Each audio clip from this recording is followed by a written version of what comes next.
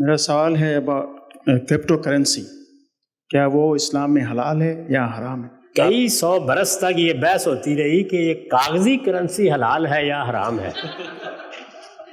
بالآخر وہ حلال ہو گئی اور ساری باقی حرام ہو گئی۔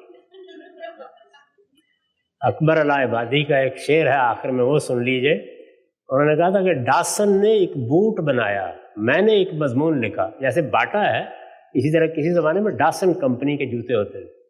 انہوں نے کہا ڈاسن نے ایک بوٹ بنایا، میں نے ایک مضمون لکھا، ملک میں مضمونہ پھیلا اور جوتا چل گیا۔ تو اس وجہ سے بھائی یہ کرنسی کے چلنے نہ چلنے کا ہم سے کوئی تعلق نہیں ہے، یہ اسی طرح چلنی ہے جیسے کاغذی کرنسی چل رہی ہے۔ میں ملیشیا میں تھا، 10 سال میں وہاں رہا، تو پتہ چلا کہ وہاں ایک صوبے میں مذہبی لوگوں کی حکومت ہے، علماء کی۔ انہوں نے یہ خیال کر کے کہ یہ کاغذی کرنسی تو کبھی بھی جائز نہیں تھی، وہاں پر سونے کے سکے جاری کر دیے۔ اب یہ کرنسی کیا ہوتی ہے، سونے کا سکہ کیوں ختم ہوا ہے، اس پر غور کیے بغیر جاری کر دیے۔ لوگوں نے وہ سارے سکے سونے کے خرید کے گھر رکھ دیے، کرنسی کی ضرورت اسی طرح باقی ہے۔